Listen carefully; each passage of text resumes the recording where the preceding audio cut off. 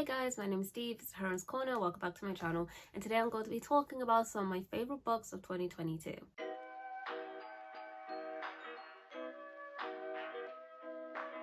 I know this is criminally, yeah, that's definitely how you say it. This is a late video, guys, but I was like, let me just do it anyway, you know what I mean, just for anyone who's interested, just for myself as a record about my favorite books I've been reading over the years. And yeah, I really love like the books that are on this list. I wanted to talk about them. Some of these books I haven't actually talked about on my channel, I feel like. By the way, this is kind of going to be not in order. I'm going to leave my favorite three to the end, but like other than that, like all these books are basically on the same wavelength for me. So I'm going to start off with a middle grader. This was actually my favorite middle grade. There's two middle grade books on this list, but this was my favorite middle grade of 2022, and that was The Secret Sunshine Project by Benjamin Dean.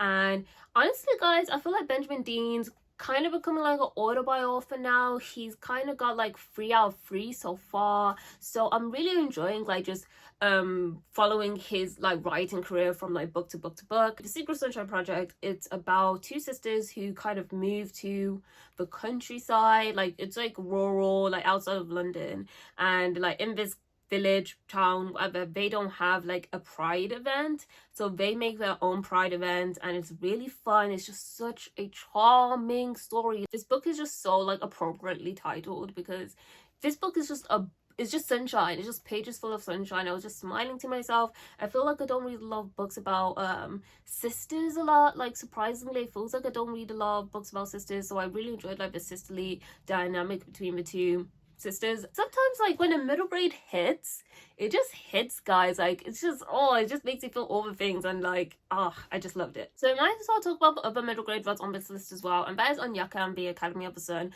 by Tolu Okogwu. And this is a middle grade fantasy, and it's about a girl, Onyeka, who has this like gloriously big gigantic hair, but it's always kind of leading her into trouble, and it's a bit like troublesome just because it's that humongous.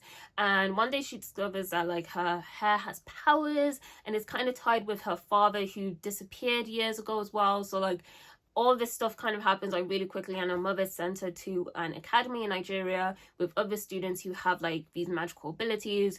And while her mother is trying to find her father in Nigeria, she's, you know, learning skills, she's learning her talents, and like learning to master her hair. So I really enjoyed this story. I think I enjoyed it because it's a story that I would have loved when I was 10 years old. It was just so full of heart. I really enjoyed the side characters as well. I feel like when it comes to fantasy, the stories are really like carried by side characters. Like if you have good side characters, you will most likely have a good story. So I really enjoyed the friends that Onyeka made, but also enjoyed like Onyeka's, you know, relationship with her hair, and just learning to love it and learning to not see it as this annoying thing that gets her into trouble, but as something that's a part of her and she can like utilize and find power in. I'm not sure if this is a duology or trilogy or what's going on, like how many books are going to be in this series, but all I know is that I really enjoyed the first book, and I'm very excited to carry on with the series. We're going to jump straight into adult fiction, and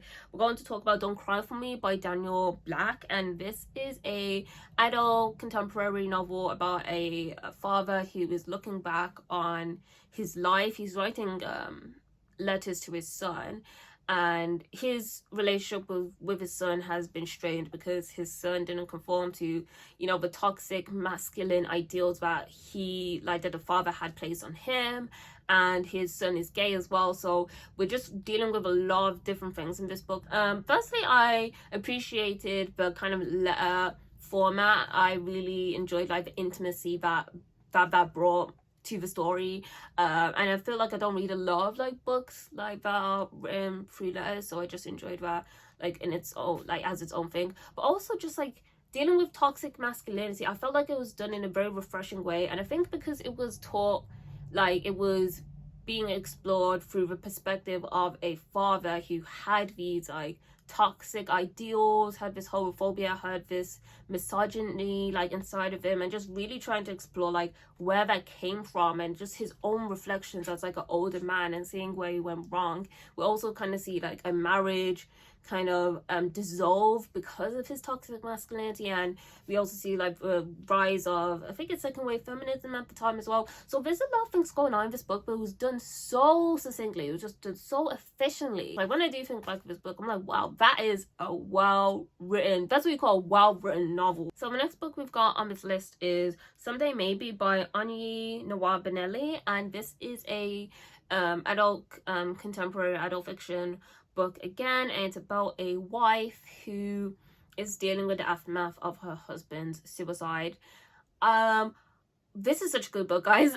This was one of the last books that I read actually in 2022, and I was just like, oh, okay, let me just read it, because the writing was very kind of accessible, very quick. I was like, okay, fast read, let me see how this goes, and I loved it. I loved it so much. So once again, side characters done absolutely phenomenally well. Like side characters fleshed out. A lot of them could have their own side books and I would read them, especially if like Anye was like writing them, because she's just a fantastic writer as well. But the main character of the wife, loved what was going on with her in this book. Like sometimes you're frustrated with her because like she just wouldn't do anything, she just couldn't do anything, and of course, you know, it's because she's grieving for the loss of her husband. But like it's human to just be like, oh, I wish you could just like try and like help yourself, like you can't just be in this rut forever. And other times she was just, you know, very sympathetic, and just you really understood like the depth of her loss and her grief. And there's one scene in this book like towards the middle and the end, and I don't want to give it away, her husband was like a photographer, and we see his relationship with art through the eyes of like the wife, who didn't know he was going through so much pain. And there's this one scene that's just, oh, it was just like, I had to take a step back after reading. I was like, whoa, that is hard. After that scene, I was like, okay, so it's on the list. Like it was basically on the list before that, but like after that scene, I was like, okay, so I need to really tell everyone to read this book, because I was just like, oh my god. And this is the first time me talking about this book on my channel. That's why I'm getting like all this like passionate excitement out now. But like guys, it was just so amazing. So the next book I want to talk about is a semi-autobiographical novel, and that is In the End It Was All About Love by Misa Okwonga. I talked about this book in my mid-year 2022 best books video, and I still really love this book. I really need to reread it, to be honest, because it kind of it felt like a mirror. It felt like reading a dark, like a black screen mirror, and you can kind of see yourself in the reflection, but you kind of can't as well. So let me talk about this book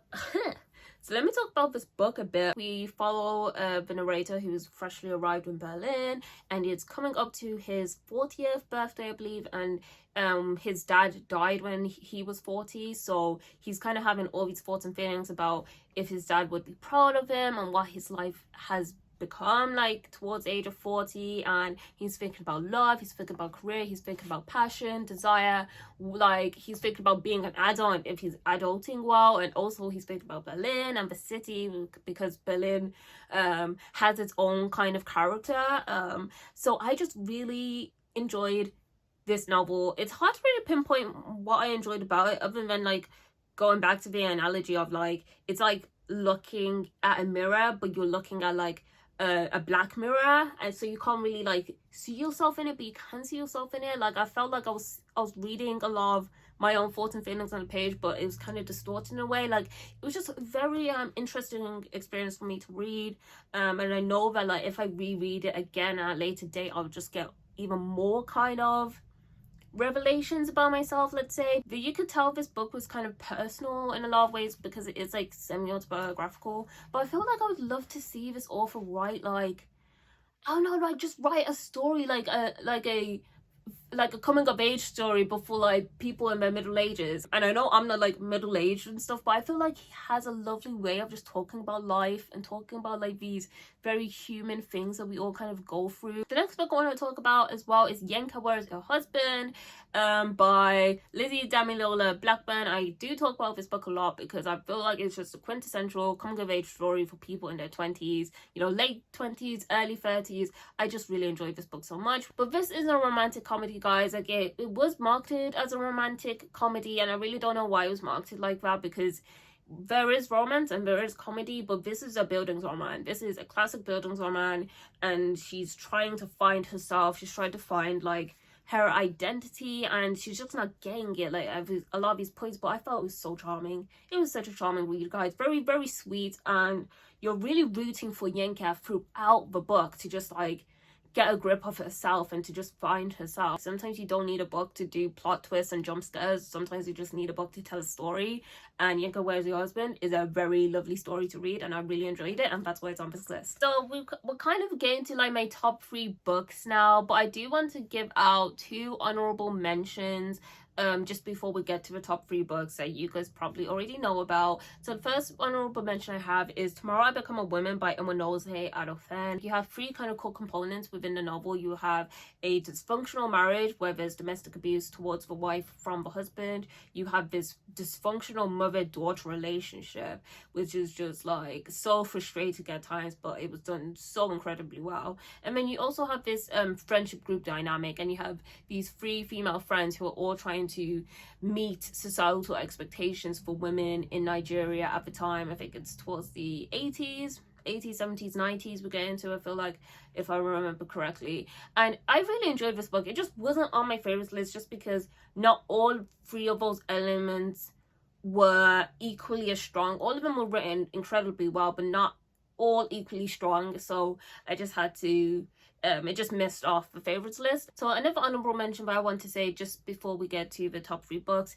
is Mannerism by Yomi Sode, and this is a poetry collection, and I really enjoyed it. I haven't talked about it on my channel, but I really enjoyed this poetry collection. It's about being Black British, and it has an intensity that I wasn't expecting. It had a really sharp intensity with the poems, but kind of like with Tomorrow I Become a Woman, the poems are like, it's kind of, the poems are sectioned into 4 parts, and I feel like some parts were stronger than other parts, and that's why it just didn't quite make my favorites list. But like with Tomorrow I Become a Woman, I'm recommending this poetry collection to everyone because it is just fantastically written. So let's go into my final 3 books, guys. These are my favorite books, like favorite books of 2022 that I've read. Let's get the obvious one out the way.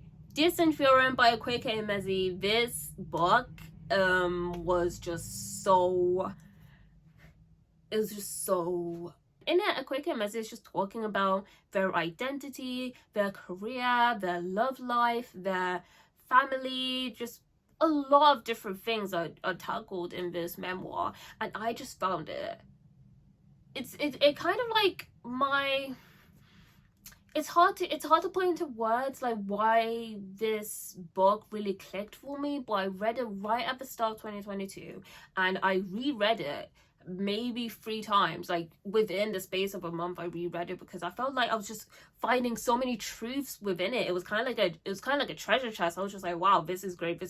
I've done 2 reviews about this book. Okay, that's how much I enjoyed this book so much. It was just wow. I can't put it to words. Just watch my review about it because essentially it's just a treasure chest. Next we have Nightcrawling by Layla Motley. Nightcrawling is about a young Black teen girl who is pushed into doing sex work because she has no money. Her older brother isn't pulling his weight in the house, and then there's also a younger boy that's in her complex, I believe, and she's kind of looking after him as well because his mother is a drug user. There's a lot of different issues being tackled in this book, but essentially the main theme is the adultification of Black and brown girls. When I'd say that you know when writing is good from the jump, this is what I mean. Like, the writing was just so good from the jump. Layla Motley is dealing with so much, like, there's so much social commentary in this book. I'm dealing with so many, like, societal themes of this book, but it's just written organically. You can do social commentary in an organic way that feels like you're still reading a story and you're not just reading an author's mind, like, you know, face planted onto a page. I've gushed about this book already on my channel a lot, so right now, guys, you just have to read it. Like, I feel like my job is done. Like, you guys just need to read this book. It's amazing. So last but not least, we have Vagabonds by Alcosa Sunday. Guys, you know I love this book. I did a whole review about why you should read this book with magical realism done to almost perfection. I think what I loved about Vagabond so much is that it really gave us a spectrum of story. Like, it just gave us like the bleakest of like realities to the most joyful of realities and just everything in between. It was a real kaleidoscope of just queer stories. We're following the vagabonds of Lagos, of Nigeria, of how they get beaten down but how they get back up, and their love, their strife, their anger, their sorrow. We are just seeing the whole spectacle of everything. It's just done in such a beautiful way, but in a way that's also just very accessible. Like, it's not overly flowery stuff. It isn't overly there's a lot of metaphor. It's very metaphorical, but it's very accessible metaphor, if that makes sense. Sometimes I feel like authors kind of get a bit too, they run away with their metaphors a bit too much, but this was just very perfectly done. I loved what Alakosa Sunday was just saying about Nigeria and about Lagos and about greed and about the darkness and about corruption. I just absolutely loved, ate up everything so much.